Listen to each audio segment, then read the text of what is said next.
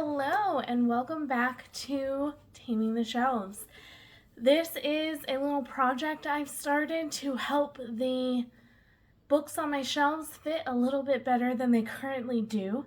My current task, if you've seen episodes in this series before, is I want any books that are stacked up on top of other books to be gone so that my books are just stacked along the shelves normally and aren't stacked on top of each other. To help me do that, I'm going to be picking books out of my TBR jar and reading them or DNFing them. That means don't finish. And then going from there to help solve my shelf. I don't keep many books that I own. I'm not a big rereader, and so I hang on to maybe one or two books every year that I read I might want to hang on to, but sometimes I go for a really long time without reading something that I really truly feel like I would want to reread in the future. That's very few and far between. So when I read books, usually that means they then go out of my house, get passed on to someone who I hope will enjoy reading them. So we're going to pick today, I need an audiobook. I have been avoiding some chores today and I need to go to the post office. I need to do some cleaning. I need to do some dishes. And I just need an audiobook, I think, to kind of help me get going. I can listen to an audiobook while I have to do the things I don't want to do. So I'm going to pull one randomly and check, see if I can get it at my library right away. If I can, I'll read it. If not, I'll come back and pick another one. So here we go. Number one is, I will hold it up so hopefully you can see it. I never know if it'll focus. This is The Unlikely Ones. Okay, I do remember that one. This one I had actually tried and DNF'd a year or two ago. It's a fantasy story by Mary Brown called The Unlikely Ones, and it was just a little too quirky for me. It didn't work. It wasn't keeping my attention. So let's pick another one from my jar. I made this TBR jar quite a long time ago, so that does happen where I pull out books that I've read before. Okay.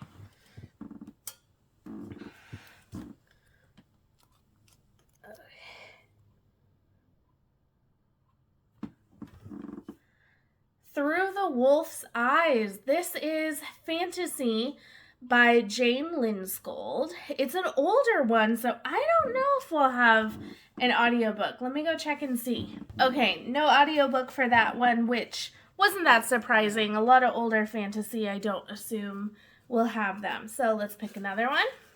Sometimes this takes a little while, but here we go.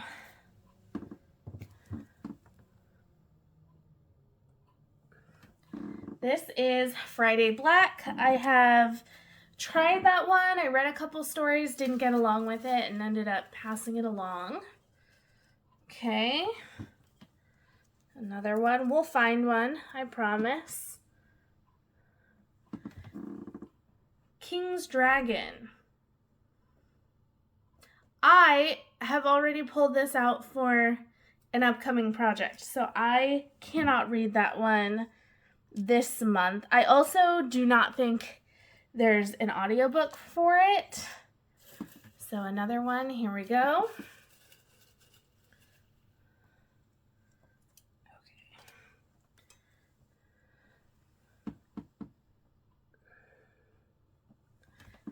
The Witch Elm.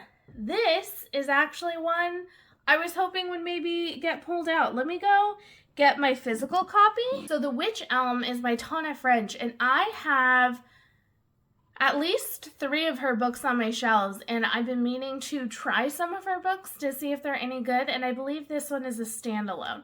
So I'm going to see if it has an audiobook. Okay, yay! They did have it on audiobook, and it was available from my library right away. So I went ahead and picked it up. It's about 22 hours. This is my physical copy for my shelves, and I'm so happy because with the rearranging, I found that this one was on my least anticipated. Like, with an author that you don't know, it's hard to really get excited about it unless the book seems interesting. And I know there are some people that really love her books. There's a reason she's like a bestseller. But some people I hadn't heard great things about. And this book is like 500 pages, so it was hard to sort of be the first thing that I would pick up. And I think reading it on audio is going to be great. I love an audiobook. Mystery, specifically, I find that's one of the genres that I can really get through an audiobook without losing too much focus. And I'm hoping that I will like this one. And if I do, I'll have lots of time for playing Stardew Valley or doing a puzzle, doing chores, going on walks with my dog. And I'll just be able to kind of sink my teeth into it and read this one. So that's exciting. I'm going to check this out, see if I like it, and I'll come back with an update in a little while.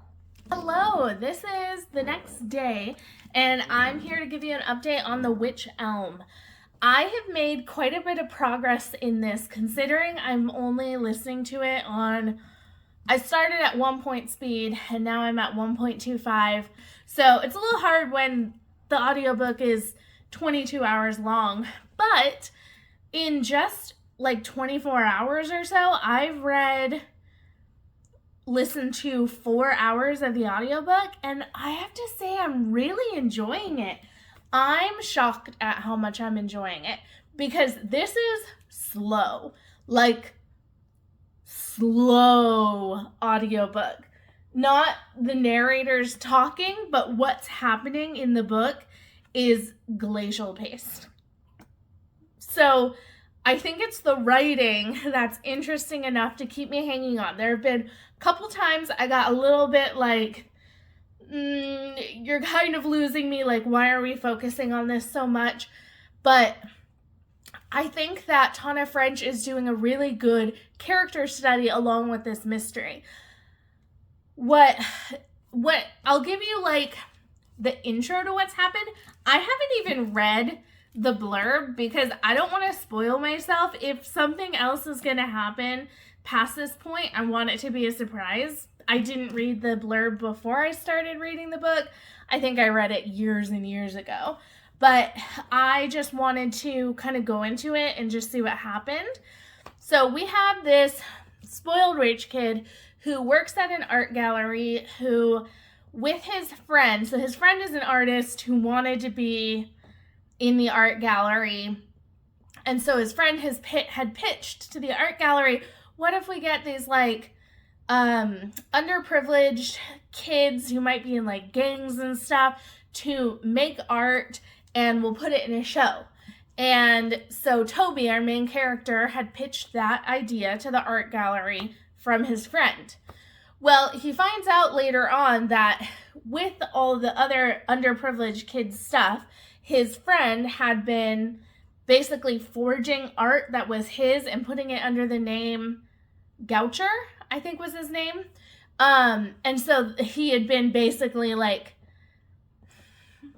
pretending his art was made by this young underprivileged kid in a gang when it's really this super privileged rich white guy creating art and lying about who's making it because his art is just so good it deserves to be seen.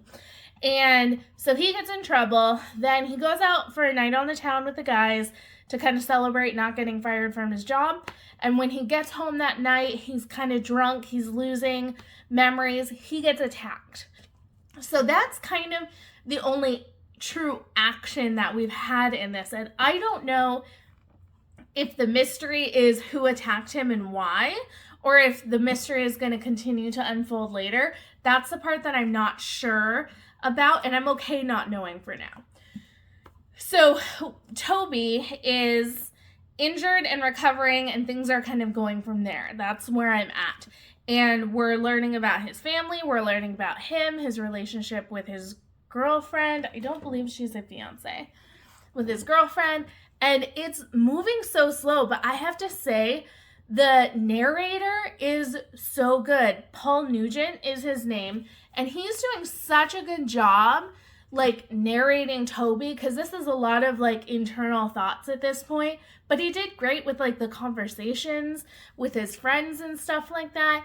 And then Tana French is writing this really interesting character study of how do you recover when something terrifying that really, really injures you happens. Like, how do you recover from that? And how do people react? How do you react? And I'm really enjoying this slow-paced mystery. I think it's really working for me and kind of just what I wanted. I actually think that maybe as a read, this might be a little boring for me right now at least. But as an audiobook, I'm just able to do something else and kind of take my time just listening to it and having it narrate the background. So I'm really enjoying this, and this is making me excited because I think I definitely have one more standalone, and then I have a book in her like detective series. I think I have the second one, so I'd have to get the first one and maybe listen to it on audiobook. But I'm excited because if I'm loving this one, I'm hoping it means I'll love other ones. And I just think she's a really good character writer, and I'm really interested to see where this goes. So yay for the random pick from the TBR jar. I love it when I pick up something that's been sitting on my shelves for years and years. I've probably had this one 4 or 5 years. It's just been hanging out there, and I had no intention to pick it up soon. It was like on my least priority shelf. Like, I just wasn't sure about it, and I'm loving this. So yay for that. I'm back, and I finished this book, and boy, did I love this. I think I devoured this book in like 3 or 4 days, which is wild because I feel like I haven't been listening to audiobooks that much, but this was great. I really enjoyed this as an audiobook. I like just finished it. There is a further crime that happens, so it's not just the break-in. So if you are reading it and you're confused like me about is the break-in all that happens, no. Much more is going to happen in this book, but it is still very slow-paced. So this book focuses a lot on conversations with the characters to kind of draw out the plot. There's not a lot of action in it. Some of it is like focusing on them, Toby and his cousins and his uncles and his parents, talking about things that have happened in the past that give light to what's happening in this book. And there's not a whole lot of action. There's very few action sequences, and a lot of it is conversations. And I just ate this up. I think Paul Nugent, the narrator, did a fabulous job of bringing the characters to life. The little voices he used were so clear as to who was talking that when we're having these long conversations, I could easily tell who was talking. So I never was confused about that. And I just think that if you're looking for a mystery that's not just action, action, action, and it's more focused on the characters, I haven't read The God of the Woods, but I've heard that it's more of a slow-paced mystery. So I think if you read The God of the Woods and really enjoyed it, this might be worth at least checking out to see if it's similar. Something I think people might not like is the slow pace of it. I didn't mind it. I was just listening way to the audiobook and enjoying it. I found myself looking for time to listen to the audiobook, looking for time with my chores to listen to it, listening to it before bed while playing like a game like Stardew Valley. So I listened to it quite a bit. Something else that I think some people might not like, which I don't mind, is that this follows very unlikable characters. There are very few characters in this book that are likable. Our main character, Toby, is not likable at all. So if that bothers you, if you have to like and root for your main characters, do not pick this book up. But if you think this sounds interesting, if you like a slow-paced mystery that takes its time and focuses on characters, 100% pick this up. I had another audiobook hold come in, so I'm going to put press pause on this video and listen to that audiobook, and then if I'm still working on this video, when I need another audiobook, I'll do the same thing again. But this was a win for sure. This was one of the best mystery books I've read in a really long time.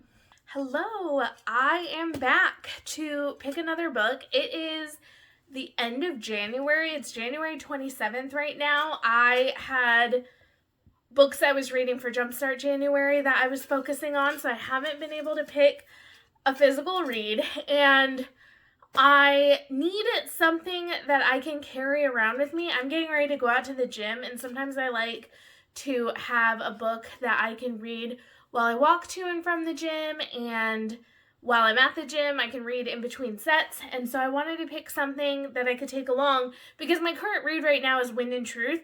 And if you've seen how big it is not a book you want to walk around and carry. So I need something, I'm hoping for something fast. Something like a really fast romance, or like a mystery thriller, or just something kind of short would be fabulous, because I'm trying to like squeeze this in between my end of January reading and beginning of February reading, because in February I want to read sequels. So I guess if I pulled out one of my sequels, that would be awesome, but I'm not sure if that'll happen. And I don't really want to start a series, so we're going to hope that I don't have to start one. But, you know, I may start a series and DNF it. So we're just going to pick and hope for the best. I'm going to read whatever comes out of here. Okay, let's see what I get. I always feel like I need to go straight for the middle, like deep in the middle of it. I don't know why, because they're all totally randomized. And you can see it first. I think it goes like this. Okay. Oh, okay. This is a start to a series. This is The Bard's Blade. Let me go grab it, and then I will tell you about it, because I do have some thoughts about this book. Okay, so I said I didn't want to start any series, and this is a series, but I will say it's not that long. It's only 430 pages, which for a fantasy book is not that long.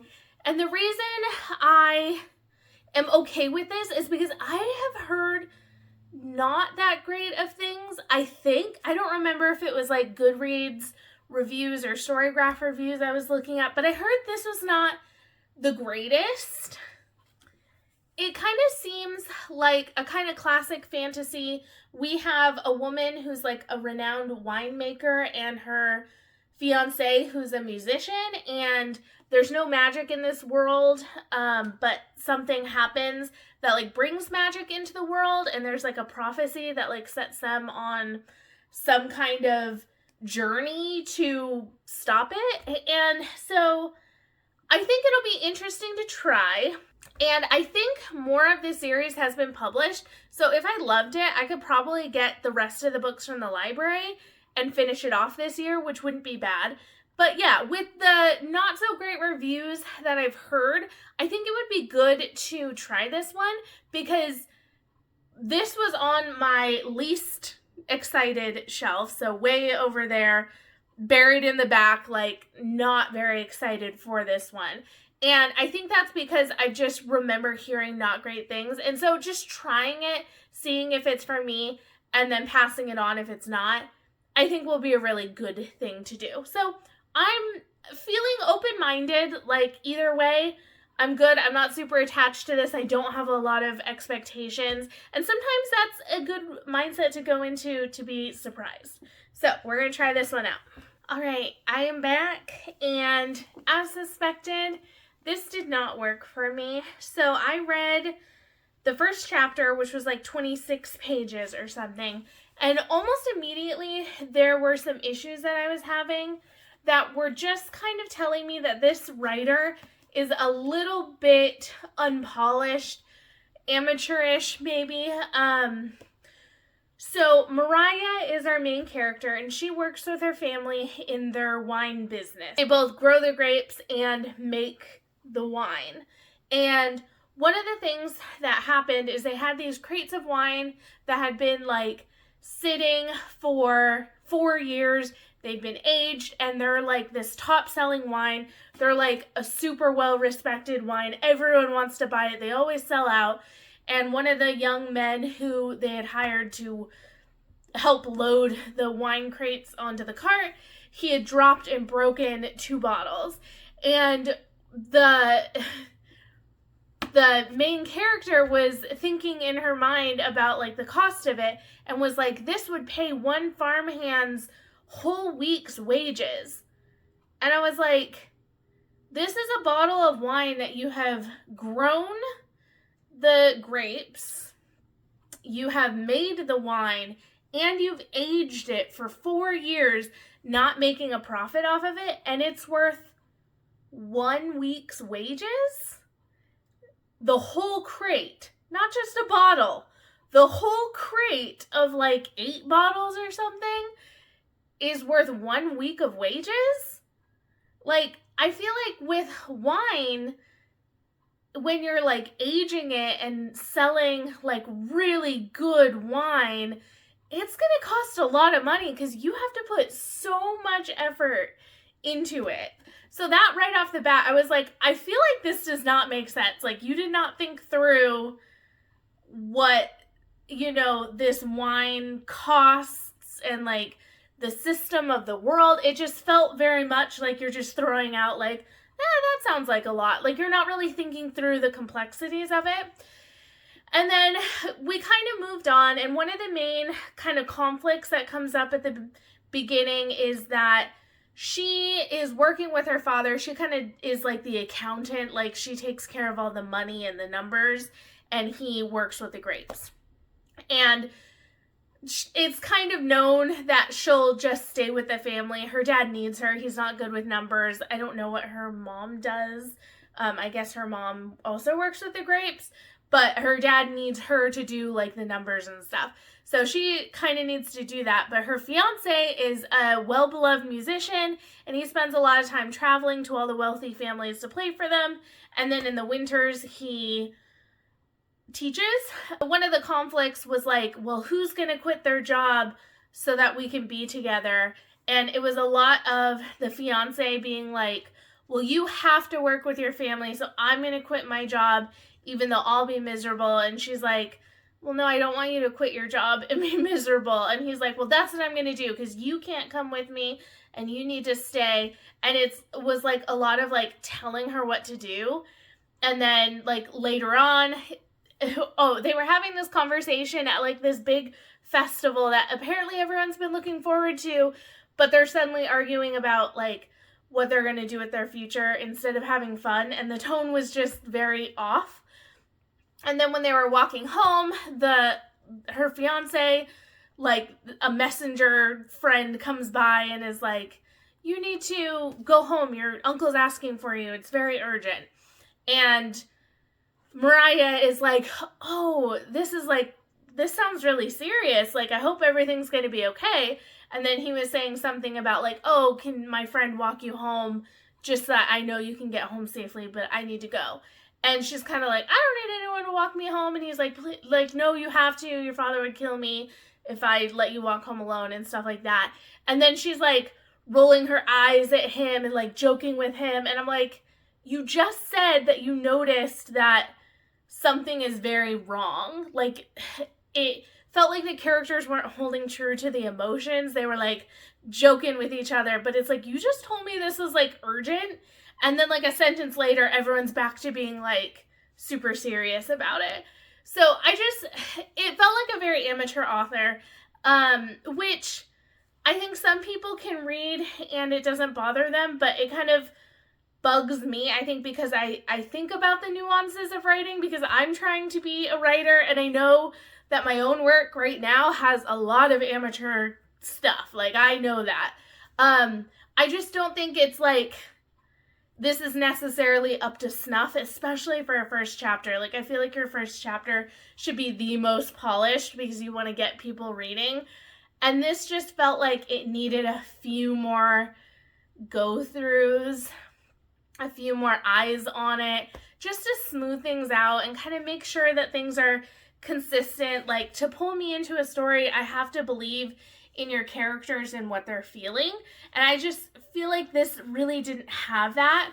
And I looked ahead at reviews for the second and third book, and the second book had okay reviews. It was higher than this one, which makes sense, because if you like this book and you continue on, you're more likely to rate the second one higher. But then the third one kind of dropped off, and I read that a lot of people thought the first two books were good, and then the third one dropped off majorly and was not satisfying.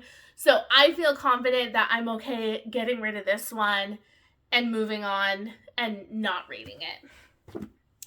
But because that only took me through one trip to the gym, and I'm going to be going back in a couple days, I'm going to go ahead and pick another one that I can just have. I can read whenever I'm not reading Wind and Truth. So I'm going to go ahead and pick something else. And we're just going to hope for, not Les Miserables or something insane. Something green would be awesome, because I'm doing the Get a Clue readathon right now, and I'm on the green team. So that would be cool. I'm going to hold it up for you, and then I will see what it is. Oh my gosh. Wow. Okay. This is The Hunchback of Notre Dame, if you couldn't read this. I said I didn't want Les Miserables, and it did not give me Les Miserables, but it gave me the other Victor Hugo. Let me go grab this. Okay. So, I have this adorable teeny tiny collector's library edition that is so small. These are like Bible thin pages, which I kind of like. I like really thin pages in my books. But this is, let's see. Okay, that's not actually as long as I was thinking. This is like, let me actually find the end. Okay, this is 650 pages. So I weirdly loved The Hunchback of Notre Dame, the Disney movie, when I was younger, even though it's like weirdly dark for a kid's movie. And I grew to love Les Mis from the movie. I've never seen it as a musical, though I really want to one day.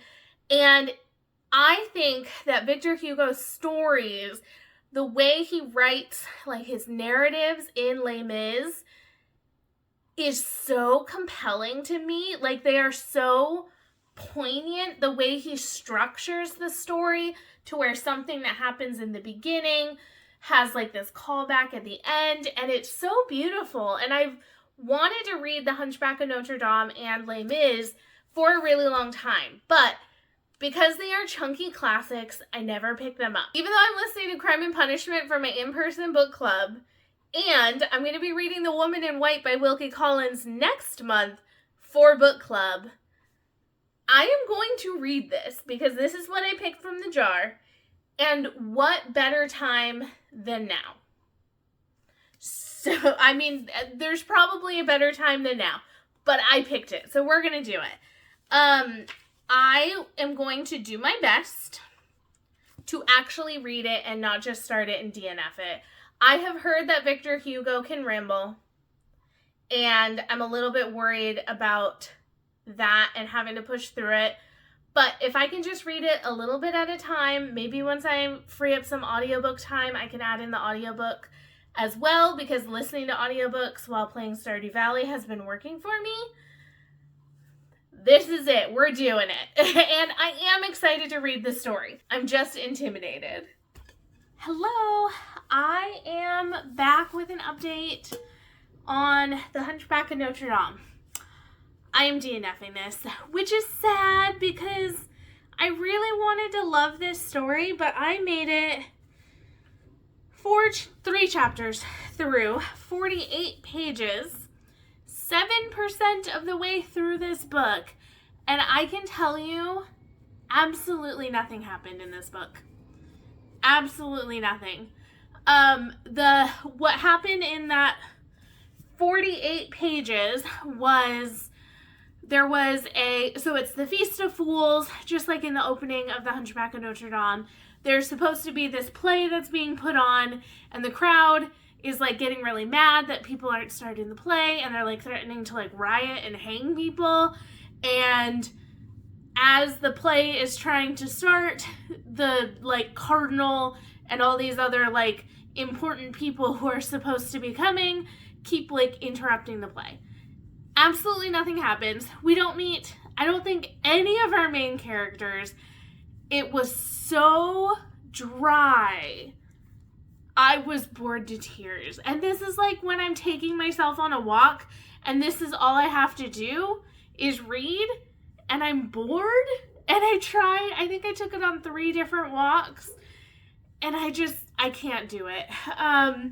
So that's sad. This also makes me very nervous for Les Mis, though I think Les Mis has a more robust story that I know, so maybe it'll be better. But Victor Hugo, I don't know. It was bad. It was one of the worst classics I've tried to read where there was just no plot or character. It was telling us names and history. There was at one point where it was like, I have laid all the details out for the edification of the reader. And I'm like, please stop. There's way too many details. I do not need to know this much. So that was a DNF. I'm going to pick another one. Hopefully we'll eventually get something good that I actually love and enjoy. It happened for the first book in this video. Okay, you can see it first.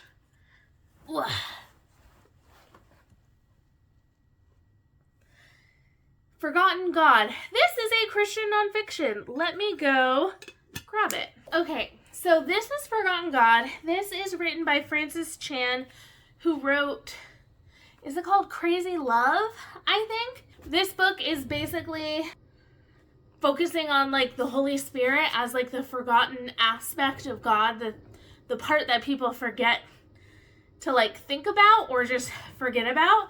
And so this is short, and when I read Crazy Love, I enjoyed it. I gotta say, I don't remember a lot about it now, but this is 160 pages, and I might also be able to get an audiobook version, but the writing is like big and there's wide margins and short chapters. So this will be a great one to work through, and I don't often pick up nonfiction on my own, so this is kind of a good nudge to pick one up. So this will be good. I'm excited about this one. I feel like this will actually be one I read, and we'll see what I think about it, but I think I'll read all the way through it because I did read Crazy Love and I remember enjoying it. So this will be my next read. Hello. I am back because I'm finished with Forgotten God. This did not take me very long. As I said before, it's a short book, like big margins, lots of like scripture text, and lots of like blank pages in between the chapters. Like, I don't know why we need to put the chapter heading on here. Maybe it's to pad the book to like make it bigger because it was quite short, but it would have like every chapter there would be like 2 blank pages. I don't know why they did it that way, but so I flew through this one.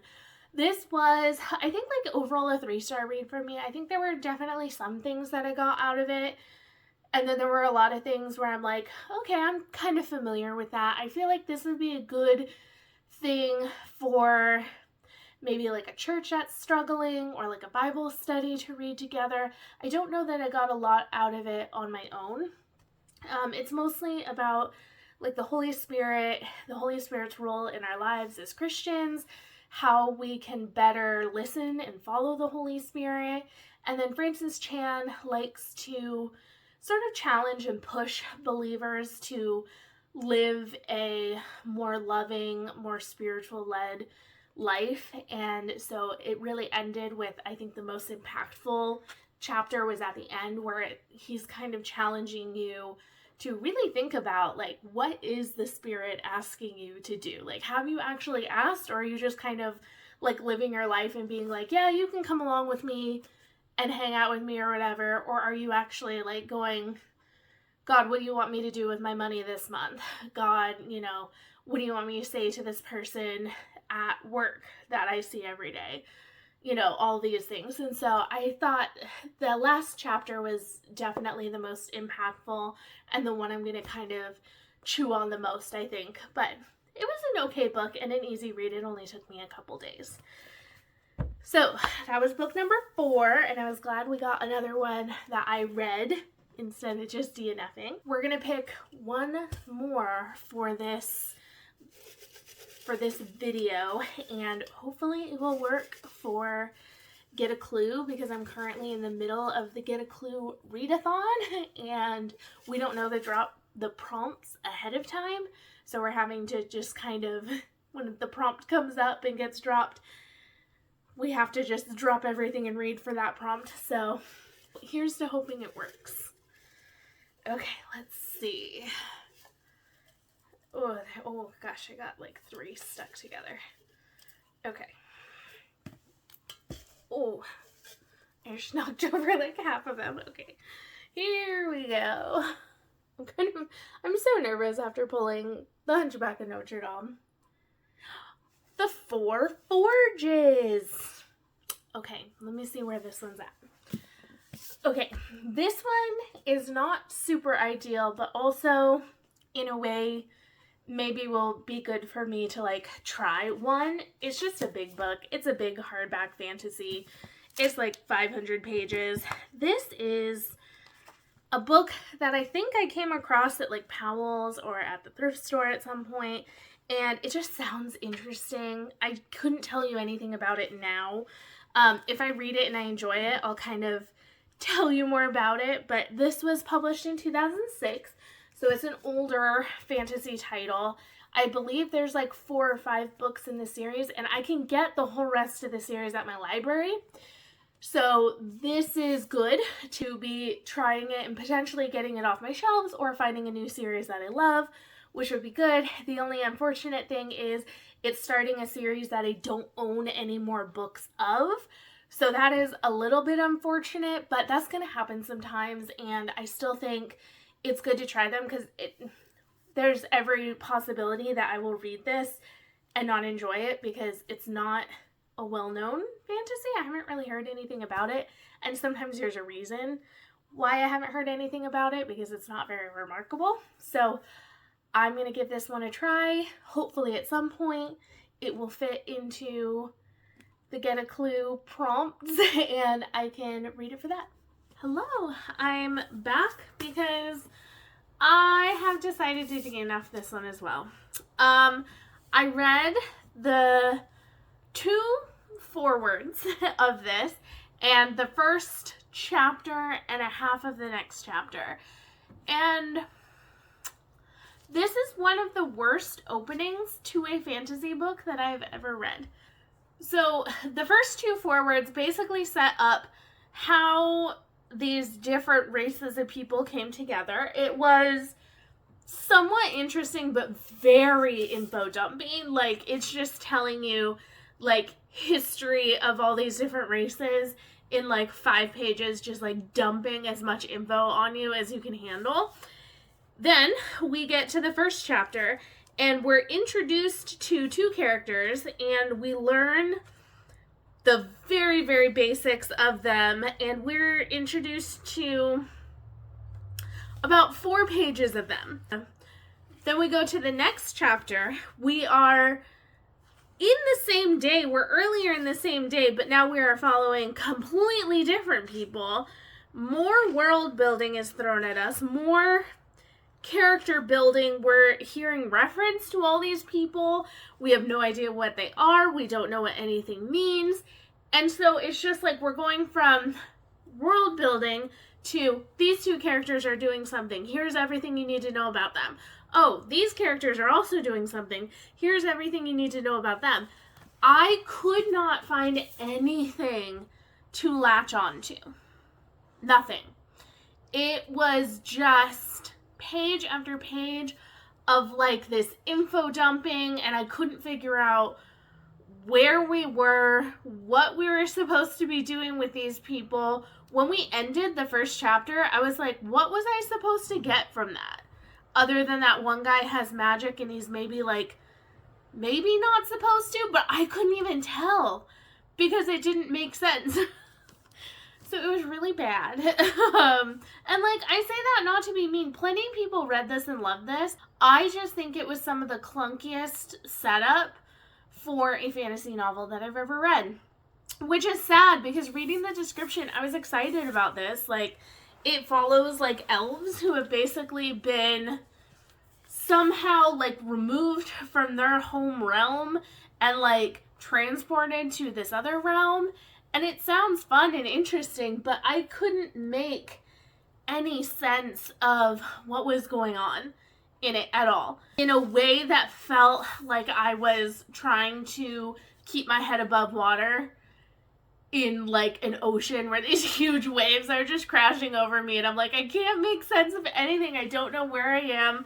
I don't know what I'm doing. It just wasn't good. So this is why I'm trying not to buy more than one book in the series. I'm really glad I only have the first one of this series, because sometimes I read it and I immediately figure out that I don't like it. So I'm going to pass this one on. So that's going to conclude episode 4 of Taming the Shelves. I can't give you an update on how the shelves are looking because I do have a book haul that I need to film, and then I need to like shelve all the books from those book hauls, so I can't give you an update right now, but keep an eye out for like my monthly wrap-ups when I do stats, because I'll always update you on how I'm doing at the end of those. I will say I've gotten rid of a hefty stack of books. I have 8 here next to me that I'm getting rid of, plus another 8 that I got rid of earlier that were part of a series I tried and didn't finish. So things are going really well. This was unfortunately 3 DNFs in this series, and one, I don't think I rated it, but it was an okay read. It was fine. It wasn't anything that like super stuck with me. So that was that, and I will need to get going on another round of this. I'm thinking of maybe next time trying to let my dog Seika pick the books for me. Like maybe I pick out 5 from the jar, and then she like gets to pick the ones that I read out of those 5. Like whichever one she takes a treat from, then I'll read it and then I'll do it again. So I was thinking that could be kind of fun, just as something a little different rather than me just picking them randomly. I've also thought about like trying to read books that I choose and trying to like read until I get 5 stars. So I've been thinking about different ways that I could structure this, but I kind of like the random one because so many of these would be books that I would hang on to for a really long time if I wasn't kind of forced to pick them up right away. And so I kind of like the fact that I'm kind of made to pick things up and just make a decision on them. And sometimes I find books I like, sometimes I read them and I'm happy to get rid of them, and sometimes I don't like them at all. So this has been a really good series, and it's reminding me that I probably don't need to be buying as many books as I have in the past. I would be very excited to just like buy a bunch of books and hang on to them just thinking they're going to be the best thing ever. And sometimes I'm like, maybe try it from the library first because there's so many books that I try and I don't get along with and I just DNF them. So I don't know, maybe it's something where I need to stop buying so many books from like bookstores until I know that I love them, or I know it's an author that I love, or something like that. So this series has been really fun. It's one of my favorites that I'm doing, and I hope you're having a good time with it. If you have any ideas for how I should pick books for upcoming episodes of Taming the Shelves, please leave your ideas down in the comments below, and I'll see you in the next one. Bye!